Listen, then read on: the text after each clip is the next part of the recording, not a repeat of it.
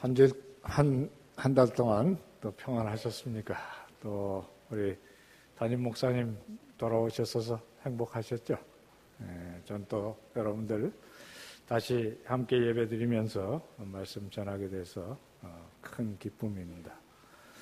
모쪼록 우리 충신교회 모든 성도님들께서 이 아침에도 주님 주시는 평안 누리시고 또 하나님의 은총이 여러분들 삶에 늘 떠나지 않고 충만하시기를 축원합니다. 오늘 하나님의 말씀 주제는 사람의 가치에 관한 것입니다. 여러분의 가치가 얼마나 되신다고 생각을 하십니까? 우리의 가치는 우리가 버는 돈의 액수는 아닐 것입니다. 또 내가 얼마나 이쁘냐, 도움은 되겠지만 그것이 나의 가치라고 생각하시는 분들도 계시지 않으실 것입니다. 내가 갖고 있는 인기나 내가 가지고 있는 어떤 권력도 그것이 나의 가치는 아닐 것입니다. 미국 일리노이 대학교의 의학 교수 중에 한 사람이 사람의 육신의 가치가 얼마나 되는지를 검사를 한 적이 있었다고 그래요. 사람 몸에 철분이 있다는 건 잘 아시고요. 그 철분을 다 모으면 한 이만큼쯤 되는 대못을 만들 수 있을 만큼 된답니다. 또 우리 몸에 있는 뼈를 잘 갈아서 커다란 화분 몇 개에 충분히 비료를 줄 수 있을 만큼 된다고 그러고요. 또 우리 몸에 있는 인이나 유황 성분을 잘 모으면 성냥갑 하나에 머리를 만들 만큼 된다고 그럽니다. 또 몸에 굉장히 많은 이 지방을 잘 짜서 모으면 끔찍하죠. 세 스푼은 몇 장을 만든대. 그래서 다 합하면 한 20불쯤 된다는 겁니다. 이게 이제 2만 원 정도 되는 건데 참 실망스러우시죠. 제가 이 말씀 준비하면서 다른 것을 좀 찾아보니까 인터넷에 엔조이 셀이라는 것이 있는데 거기 들어가면 나의 가치를 계산해 주는 그 항목이 있어요. 거기 한 40개 정도 질문이 있습니다. 나의 환경이 어떠냐, 나의 인간관계가 어떠냐, 또 나가 얼마나 공부했느냐 이렇게 착실하게 다 답을 하면요. 끝에 계산이 딱 나와요. 이게 안 믿는 사람이 만든 거는 맞는 것 같아요. 왜냐하면 끝에 나의 운이 얼마나 된다고 생각하냐 그래서 한 3개의 항목이 있습니다. 어쨌든 다 답을 하면 끝에 계산이 나오는데 보통 100억대가 다 넘습니다. 그 중에 예시로 한 사람 이렇게 올려놨는데 그 사람 360억 한 8천 얼마가 나왔어요. 그리고 그때다가 그 돈이면 강남에 있는 60평짜리 아파트 5채는 산다. 그리고 그걸 갖고 짜장면을 먹으면 어쩌고 뭐 하여튼 이렇게 설명이 있습니다. 어쨌든 여러분들이 어느 쪽으로 계산을 하든지 그거는 뭐 그날 기분에 따라서 하시는데 우리 인간의 가치가 나의 가치가 그쪽도 이쪽도 아닌 것은 분명한 것 같습니다. 오늘 우리가 함께 들은 하나님의 말씀 시편 8편에도 다윗이 사람이 무엇이가 한데 주께서 저를 생각하시며 라는 그 질문을 던지고 있습니다. 아주 독특한 시편입니다. 여호와 우리 주여 주의 이름이 온 땅에 어찌 그리 아름다운지요 주의 영광을 하늘 위에 두셨나이다. 그렇게 시작해서 다시 여호와 우리 주여 주의 이름이 온 땅에 어찌 그리 아름다운지요로 끝나는 짧은 시편이고요. 특별히 시편의 150편이 전부 다 하나님을 찬양하는 노래이지만 유독 이 시편만이 여호와 우리 주여 이렇게 하나님을 직접 불러서 마치 대화하듯이 그리고 하나님께 답을 얻듯이 그렇게 이 시편이 진행이 됩니다. 그래서 질문은 사람이 무엇이냐라는 것입니다. 가장 어려운 질문입니다. 모든 학자들이 오고 오는 세대에 이것을 물었었고요. 예술하는 사람들도 결국엔 주제가 우리는 누구냐? 어디서부터 와서 어디로 가는 것일까? 그런 거 묻습니다. 고갱이라고 아주 유명한 프랑스의 인상파 화가가 보통 우리가 보는 칠판 한 2개를 붙여놓은 사이즈가 되는 커다란 그림에 한 구석의 어린 아이의 모습에서 끝에는 할머니가 어디로 가야 되는지를 머리를 감싸고 고민하는 그 큰 그림을 그렸습니다. 이게 3년 전에 대한민국 서울의 덕수궁 옆에 있는 시립미술관에 대여가 돼서 왔었는데요. 이 그림 잘못되면 1조 원 이상 배상을 하는 보험이 걸려 있을 정도로 걸작이에요. 걸작은 맞습니다. 우리는 어디서 왔으며 누구이며 어디로 가는가. 정말 안타까운 것은 이 걸작 예술에 그 그림 속에 분명히 답이 없습니다. 어디서 왔는지 어디로 갈지. 그러니까 그보다 그림을 2배를 더 크게 그린다 해도 여전히 고갱은 답이 없었을 것 같아요. 고갱만 그랬던 건 아니고요. 여러분들이 잘 아시는 그 최희준의 하숙생이라는 노래 있잖아요. 인생이 하숙생이라고요. 어디서 와서 어디로 가는지 모르는 세상에 정이란 두지 말자. 그렇게 끝나잖아요. 젊은이들은 잘 모르시죠? 젊은이들 알만한 노래 중에 박인희의 모닥불이라는 노래 있어요. 인생은 연기 속에 죄를 남기며 말없이 사라지는 모닥불 같다. 허망하죠? 인생이 길지 않습니다. 또 열심히 살아도 그렇게 큰 것을 이루는 것 같지가 않습니다. 특별히 내가 누구인지를 아는 지혜, 그것은 사실 그렇게 쉬운 지혜가 아닌 것입니다. 요즘 학교에서 우리 젊은이들 옆에 애가 소위 그 멍하고 있으면요. 뭐라 그러냐면, 나는 누구인가, 여기는 어딘가, 뭐 이런, 그러고 놀리고 그래요. 그 사실 나는 누구냐, 여기는 어디냐, 여기는 충신교회이고요. 우리가 하나님 앞에 예배드리고 있는 것입니다. 우리는 하나님의 사랑하는 아들이요 딸이고 우리는 그의 임재 앞에 우리 창조주, 우리의 구원자 되시는 하나님 앞에 있는 것입니다. 행여라도 이곳에 같이 예배 드리시면서 여전히 나는 누구냐, 여기는 어디냐 이런 분은 없으시겠지만 중요한 것은 정말 내가 누구이고 왜 사느냐 하는 것이 하나님 말씀에서 답변되는 그 인생이 되는 것이 중요한 것입니다. 철학자 중에 아버지라고 부르는 소크라테스가 내 자신을 알라, 그것이 가장 지혜로운 것이라고 말은 했습니다. 대단히 어려운 지혜고요. 문제는 피할 수 있는 질문이 아니라는 것입니다. 오늘과 같이 특별한 말씀 앞에 서서 내가 누구냐를 물어야 되는 것이 아닙니다. 내가 원하든 원치 않든 순간순간 닥쳐오는 질문이고요. 특별히 인생이 시간이 가서 살아온 날보다 살 날이 적어지면 더욱 진지하게 물을 수밖에 없는 질문이 아니겠습니까? 이것은 우리 영혼에 새겨져 있는 질문입니다. 주 앞에서 예배를 드리고 있는 우리뿐만 아니라 전혀 신앙과 관계없이 살아가는 사람도 결국엔 내가 누구이며 무엇 때문에 사느냐를 묻는 것이고, 그래서 연극이고 드라마고 뭐 가요고 이런 주제들이 사랑의 노래와 더불어서 넘치고 넘치는 것입니다. 오늘 시편 8편에서는 다윗이 이 질문을 별 밤 아래서 던지고 있는 것처럼 보입니다. 왜냐하면 주께서 베풀어 주신 해와 달과 별을 내가 보오니 밤하늘에 엄청나게 압도적으로 떠있는 그 별들 아래서 자기 인생을 돌아보는 거죠. 이것이 그가 목동일 때 보았던 별일 수도 있고 사울에게 쫓겨가면서 캄캄한 광야에서 하늘을 쳐다보고 그리고 묻는 질문일 수도 있는 것입니다. 별이 가득한 밤하늘을 올려보신 적이 다 있으실 겁니다. 저도 수년 전에 청년들 집회를 이 장마가 끝난 8월 끝자락에 밀양에 있는 그 얼음골 산 꼭대기에서 본 적이 있어요. 깨끗한 하늘에 말이죠. 별이 얼마나 많이 떴는지 정말 감탄을 하는 그런 저녁이에요. 제가 사실 별 보는 걸 좋아합니다.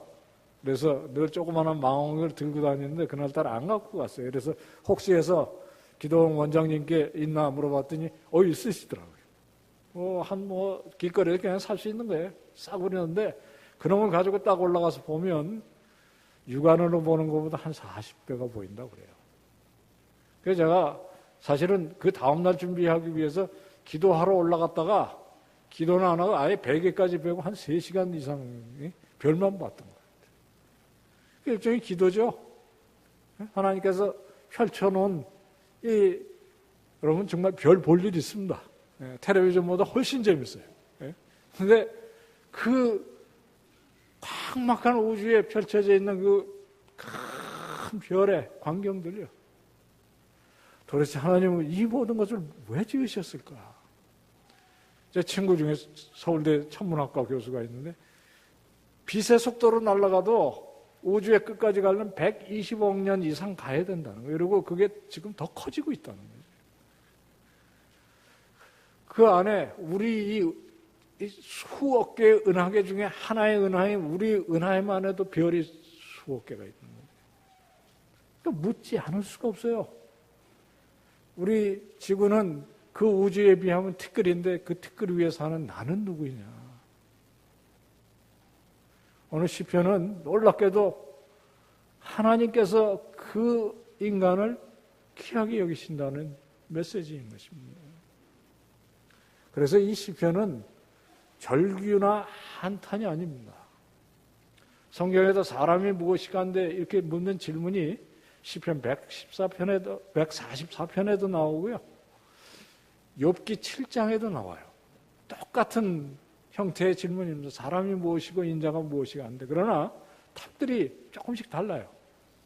시편 144편엔 인생은 지나가는 그림자의 허탄한 그 길으면 70년, 80년 그러나 우리 인생은 우주의 시간에 비하면 짧은 존재입니다. 욥기 7편엔 왜 그렇게 연약한 인생을 하나님께서 시험도 하시고 어려움도 주시나이까. 그렇게 어떤 면은 고통찬 이야기예요. 그러나 시편 8편은 한탄도 절규도 고통스러운 불평도 아니고 하나님을 향한 찬양이고 감탄입니다. 이 말씀을 조금 잘 들여다보는 데는 히브리어가 도움이 되는 것 같아요. 사람이 무엇이가 한데 주께서 저를 생각하시며 인자가 무엇이가 한데 주께서 저를 돌아보시나이까. 옛날에는 권고하시나이까 그렇게 번역했는데 그 사람이라는 말은 히브리 말로 에노시라는 말을 썼어요. 에노시라는 것은 질그릇이라는 뜻입니다. 깨어지기 쉬운 그릇이라는 뜻이에요. 지금이야 화분들도 다 사기를 입히고 탄탄합니다만 집에서 흔히 보는 예전에 그 초벌구이만 한 진흙으로 벌거스름한 그 화분 그 툭 치면 깨집니다. 그런 것을 에노시라고 불러요. 우리 인간은 기본적으로 깨어지기 쉬운 질그릇입니다. 길어봐야 80년, 100년 그리고 한 줌의 죄로 돌아갈 수밖에 없는 것이 우리입니다. 파스칼이 잘 그 방세에 얘기했던 대로요. 인간을 죽이기 위해서 우주가 무장할 필요가 없다는 거죠. 눈에 보이지도 않는 병균에게 먹히는 것이고요. 상한 갈대와 같은 것이고 독 한 방울에 목숨을 잃을 수 있는 것이고요. 사회적인 관계도 마찬가지. 아무리 탄탄한 사업이라도 삐끗 잘못하면 잘못되는 것이고요. 세계 경기가 주저앉으면 주저앉는 거고 아무리 인기를 누리던 사람도 하나 잘못하면 인생 그렇게 연약한 것입니다. 육체의 건강을 자랑할 것 아니고요. 자기의 부를 자랑할 것 아니고 뭔가 잘 나간다고 오만할 것도 아닌 인생을 하나님께서 무엇 때문에 생각하시고 무엇 때문에 돌아보시나이까. 이거는 안타까운 탄식이 아니라 그 놀라움에 대해서 하나님께 찬양을 드리고 있는 것입니다. 두 번째 쓴 그 사람, 뒤에 나오는 인자라는 말은 글자 그대로 인자입니다. 인간의 아들이라는 뜻이고요. 히브리 말로는 벤 아담이라고 써 있는데 이게 아담의 아들이라는 뜻입니다. 히브리어의 벤은 아들이거든요. 베냐민에도 이게 붙어 있고요. 또 여러분들이 혹시 아시는 옛날 영화 벤 허라고 있잖아요. 이게 허의 아들이라는 뜻이거든요. 아담은 뭐냐면 흙이라는 뜻입니다. 하나님께서 흙으로 빚으셨기 때문에 아담이라 부르셨고, 우리 인간은 근본적으로 흙이고 그 흙으로 빚어졌기 때문에 깨어지기 쉬운 질그릇이고요. 그럼에도 불구하고 인간은 하나님의 고귀한 피조물이라는 거죠. 하나님께서 인간을 손수 지으셨습니다. 그러니까 다윗은 허탄하게 인간은 만물의 영장이라, 만물의 척도라, 뭐 이런 얘기를 하는 게 아니에요. 그리고 또 아주 비관적인 사람들처럼 인간은 만물의 찢기라, 그런 얘기 하는 거 아닙니다. 정확하게 인간의 본질은 우리는 흙이라는 것을 알아요. 그러나 또 한편으로 돌이켜보면 인간은 하나님의 고귀한, 하나님께서 생각하시고 권고하시는 그런 존재라는 거예요. 중요한 것은 누구에게 이 질문을 하느냐는 것입니다. 내가 학교에서 학생들을 가르치다가 보면 질문하라 그러면 기가 막힌 질문을 하는 아이들이 있어요. 내려가서 쓰다듬어 주고 싶을 정도로 이렇게 미리 예술 다 해갖고 오는 거죠. 사실 한 반 이상은 이미 답을 알고 있는 아이예요. 다윗이 상당 부분 알고 지금 하나님께 이 질문을 하는 것 같이 보여요. 사실 질문을 잘하는 것도 중요하지만 누구한테 질문하느냐가 중요해요. 아무리 똑똑한 질문을 해도 선생이 별 실력이 없으면 괜히 안타까울 뿐이에요. 내가 누구인지, 여기가 어디인지, 나는 어디서 와서 어디로 가는지를 철학자들에게 물으면 별로 신통한 답이 나오질 않습니다. 소크라테스가 내 자신을 알라 그렇게 얘기는 했지만 플라톤이 써놓은 모든 글 속에 소크라테스가 그걸 답했다는 기록이 별로 없어요. 사실 소크라테스는 나는 잘 모르겠는데 그렇게 시작하는 거죠. 조금 전에 얘기했던 대로 최희준에게 물으면 하숙생이라고 그럴 것이고요. 만족하시겠습니까? 모닥불이라고 그러면 여러분들이 만족하시겠습니까? 창조주 하나님 앞에 서서 그에게 물을 때 우리는 그의 사랑하는 아들과 딸이요. 우리들에게 특별하게 지으신 그 하나님의 뜻을 생각하기에 우리는 이 자리에서 이 예배를 한탄이 아닌 감사와 찬양과 경배로 마치는 것이고요. 저문을 나갈 때는 그것을 생각하면서 기쁨으로 우리의 삶으로 돌아가는 것이 되는 것입니다. 그래서 사랑하는 충신교회의 성도님 여러분들, 다 시간마다 그리고 인생의 가장 깊은 어려움 속에 있을 때일수록, 그리고 내 자신이 누구인지를 잘 알지 못하고 내가 이 삶을 계속 유지해야 될지 하는 그런 정말 비극적인 씨름이 있을 때라도 창조주 하나님 기억하시고 그 하나님 앞에서 내가 누구인지를 다시 발견하는 가운데 힘과 소망이 끊임없이 솟아나는 우리 귀한 성도님들 다 되시기를 축원합니다. 답변도 정말 은혜롭습니다. 사실 이것은 질문이 아닙니다. 사람이 무엇이가 한데 주께서 저를 생각하시며 인자가 무엇이가 한데 주께서 저를 돌아보시나이까 하고 물음표로 끝나지만 이것은 질문이 아니죠. 이런 것은 일종의 수사학적인 질문입니다. 내가 누구이길래, 여러분들이 박근혜 대통령이 오늘 저녁에 불러서 저녁을 먹도록 그렇게 하면 그거 묻지 않겠어요? 내가 누구이길래. 하나님께서 지금 여러분과 저를 이곳에 오게 하셨잖아요. 그러니까 우리가 누구이길래, 죄악으로 마음을 추고마땅한 것이고 영벌에 처할 수밖에 없는 우리를 무엇이기에 여기까지 오게 하셨나이까? 이게 물어야 하는 것이고요. 그 물음 속엔 이미 답이 있는 것입니다. 히브리어는 강조형이 별로 없어요. 그래서 강조할 때 어떻게 하냐면 2번, 3번 이렇게 반복합니다. 예를 들어 전도서에 1절에 사람이 뭐냐 하는 얘기에 인생이 헛되니 모든 것이 헛되다. 이 5번이면 더 이상 강조할 게 없는 거예요. 오늘 본문에는 사람이 무엇이간데, 그리고 똑같은 마음을 반복하는 대신 인자가 무엇이간데 생각하시고 권고하시고. 아까 사람, 인자 다 조금씩 묘한 뜻이 다르듯이요. 생각한다는 말도 그 뜻이 뒤에 나오는 돌아보시나이까 하고 조금 달라요. 그리고 사실 이게 어떻게 되어 있냐면요. 한 층씩 이게 진리가 깊어져 가는 거죠. 생각한다는 말은 글자 그대로 누군가 나를 늘 생각해 주는 거예요. 사람은 누구나 다 나를 생각해 주기를 바라요. 사람이 제일 화가 날 때 무시당하는, 그게 굉장히 힘드는 겁니다. 여러분 사람 미워하려면 그냥 무시하세요. 하지 마세요, 그런 거. 그러나 하여튼 그냥 무시하면 정말 존재하지 않는 것 같이 여기면 정말 화나는 것입니다. 더군다나 이 말은 자카르라는 말을 썼는데 그 히브리 어법에는 그런 게 있어요. 한번 시작하면 끊임없이 가는 미완료 시절이라는 게 있는데 그겁니다. 하나님은 태초로부터 지금까지 우리를 끊임없이 한순간도 졸지도 않으시고 주무시지 않으시고 생각하고 계신다는 거예요.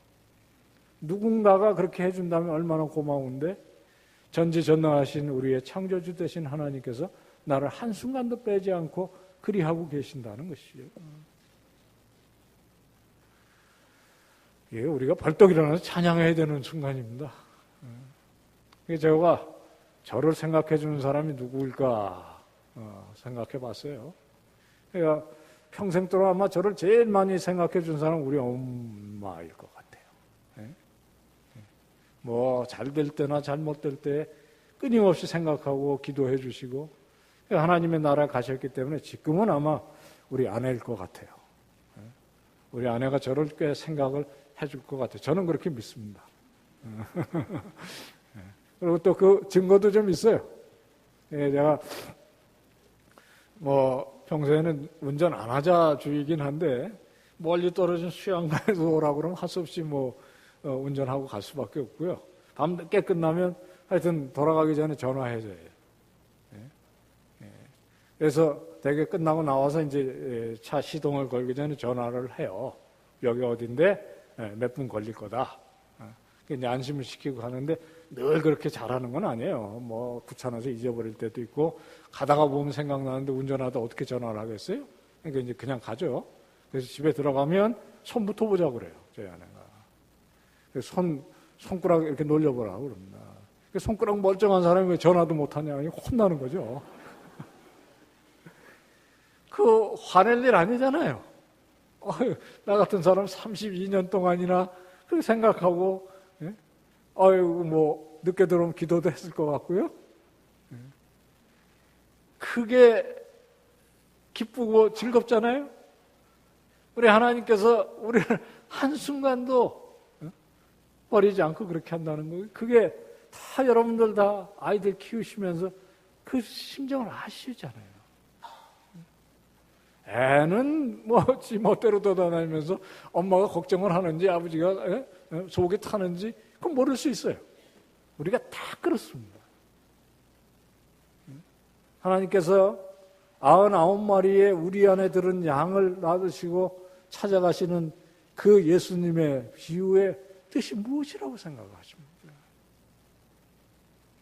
우리 하나님은 멀리서 보시면서 이러고 계시는 분이 아니세요. 끊임없이 생각하신다는 거죠. 제가 저희 중고등부 때 지도해 주셨던 목사님께서 한 10년 전쯤에 은퇴를 하시길래 그 퇴임 예배에 갔었습니다. 잠실에 정말 모래땅밖에 없고 전기도 안 들어오는데 배 타고 들어가셔서 교회를 크게 읽으셨어요.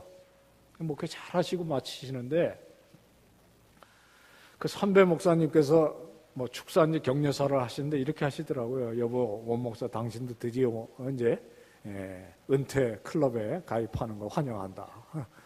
그러나 각오는 하나 하라는 거예요. 은퇴하고는 아무도 안 찾아온다. 해가 져서 어두운데 찾아오는 사람 없어. 그 노래를 다 하시더라고요. 저도 이제 슬슬 걱정을 해야 되죠. 그런 말 들은 적이 있습니다. 20대에는 길거리 나서면 다 나를 쳐다보는 줄 알아서 우리 여성들 같은 경우에는 화장하고 옷도 입었다 벗었다 난리인데 40살쯤 먹으면 남들이 나한테 별로 관심이 없구나. 그걸 슬슬 알아가고요. 60살이 되면 아예 처음부터 관심 없었다는 걸 알게 된다는 거예요.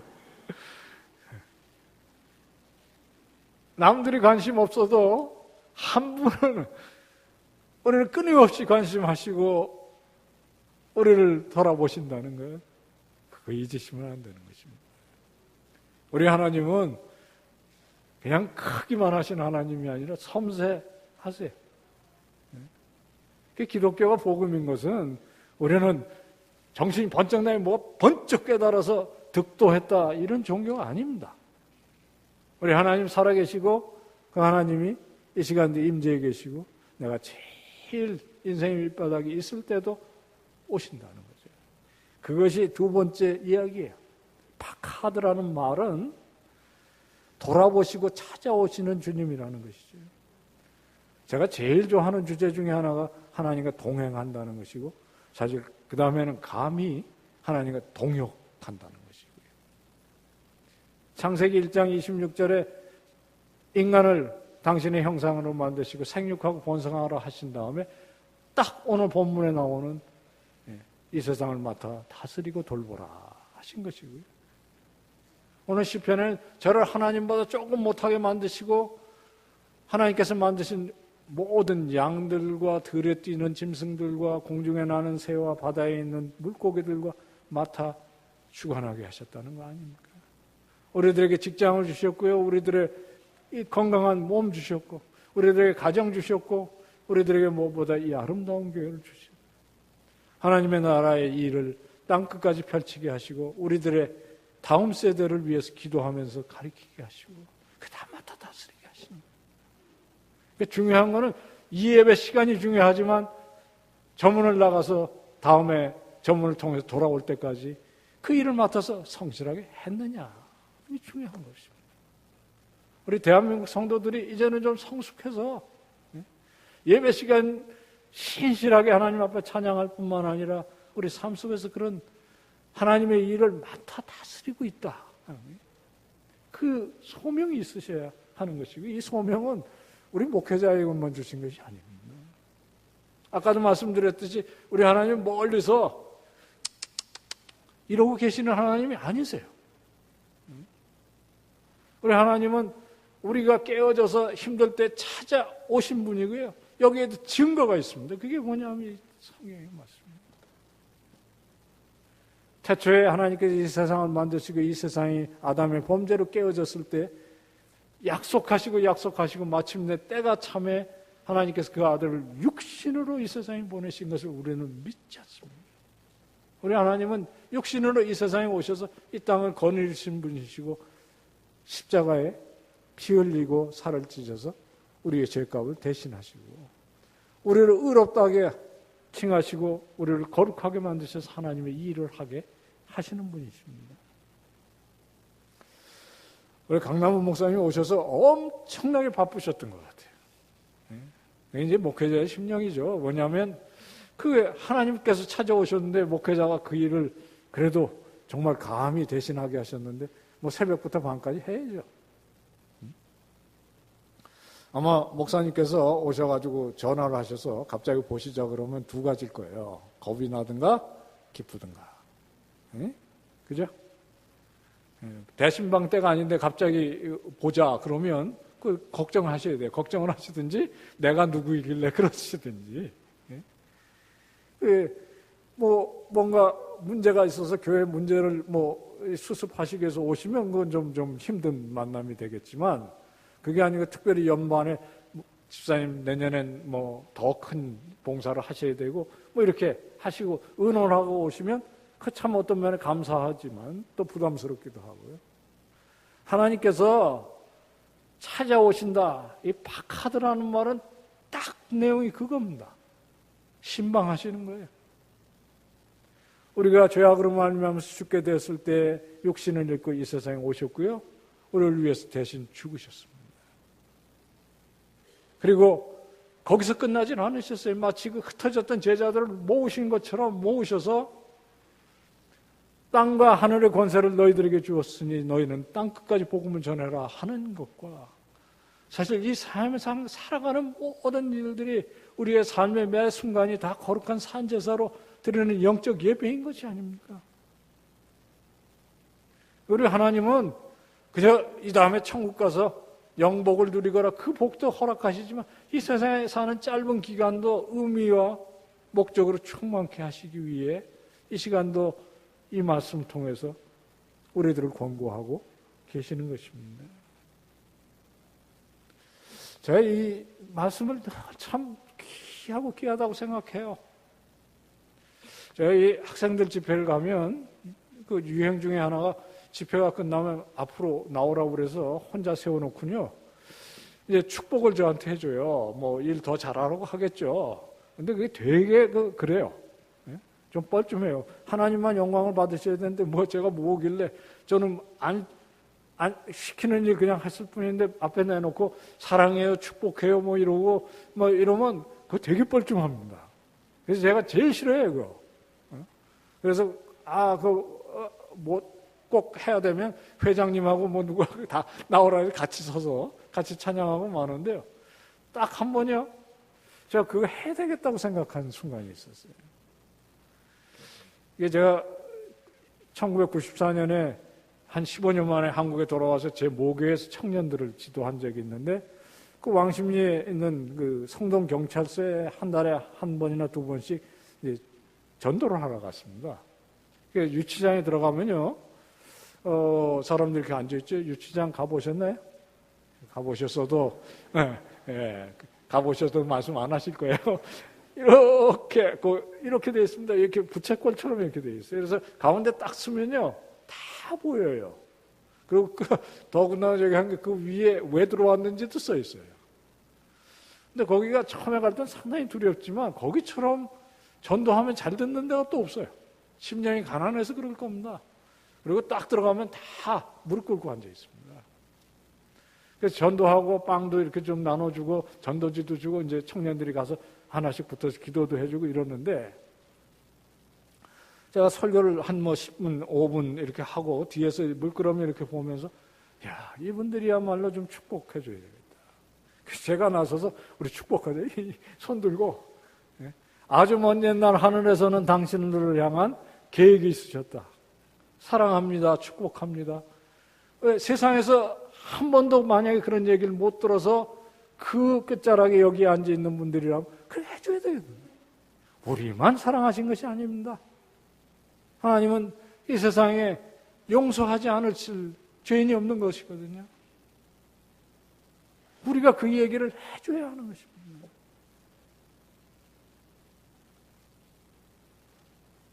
제가 잘 아는, 정말 존경하는 제 은사이시기도 하고 미국 사람이에요. 한국에 와서 동두천 의정부의 소위 윤락 여성들에게 복음을 전하는 사람이죠. 보통 이 말씀을 해갖고는 감동이 전혀 안 되더래요. 왜냐하면 자존감이 너무너무 깨져 있는 사람들이기 때문에. 그런데 바로 이 죄인들을 위해서 찾아와 그 속에 거하시는 예수님에 대한 얘기를 친솔하게 할 때, 그리고 내가 대신 왔습니다 하는 얘기를 할 때요, 그분들 가운데 예수 믿고 삶 고쳐진 사람 꽤 많습니다.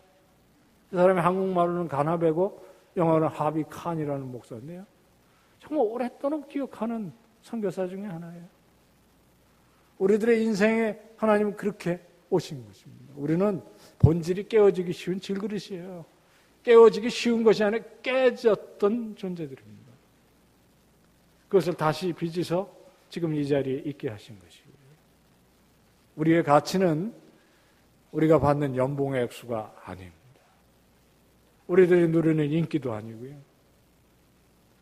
제가 한 번은 텔레비전을 보는데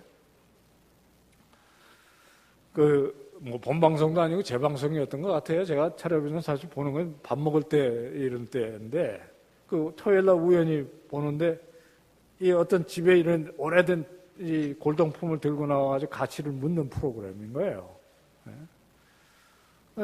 갖고 나오면 이 갖고 나온 사람이 이게 내가 생각하기에 이제 얼마짜리다, 이게 뭐 한 100만 원쯤 된다 이렇게 쓰면 옆에 이제 그 돕는 프로그램 분위기 띄우는 그 코미디언들이나 이거는 뭐 한쪽에서 내가 보니까 1,000만 원짜리다 그렇게 뻥도 치고, 또 한편에서는 그 쓰레기다 뭐 이렇게 하고 뭐 이렇게 해가지고 이제 좀 분위기를 만들고 마지막에는 이제 감정하는 분이 액수를 딱 매겼는데 그건 뒤에 큰 전광판에 나오더라고요.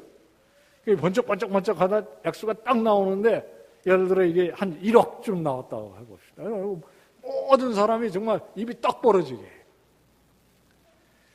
제가 그런 생각이 들었어요. 끝나고 무대 뒤에 가갖고 그게 내가 장본인이라면 정말 감사합니다. 이게 1억이나 되네. 오늘 제가 정말 대박 났습니다.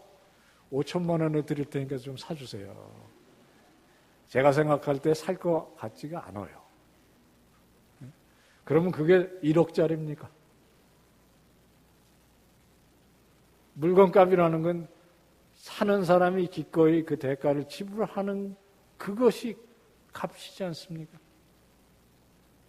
제가 지금 텔레비전 프로그램 얘기하고 있는 거 아닌 줄 아시죠? 우리 하나님은 우리 예수 그리스도께서 우리를 천하보다 귀하다 그렇게 말하셨습니다. 말씀만 하신 것이 아닙니다. 이 세상에 오셨고 자신의 목숨을 십자가에 피 흘리면서 고통받아 지불하셨습니다. 그래서 우리가 이 자리에 있는 것입니다. 우리가 얼마나 가치 없는 존재인지를 처절하게 깨달을수록 우리 같은 죄인들을 이 자리에 부르시고 하나님께서 가정과 교회와 하나님의 일을 맡기시고 부르신다. 벌떡 일어나서 찬양해야 되는 것이고요. 우리 각자의 마음속에 그것이 신실하게 살아있으면 예배 시간만이 아니라 우리 삶 속의 모든 순간들이 하나님께 드려지는 영적 예배요 거룩한 산제사가 될 줄로 믿습니다.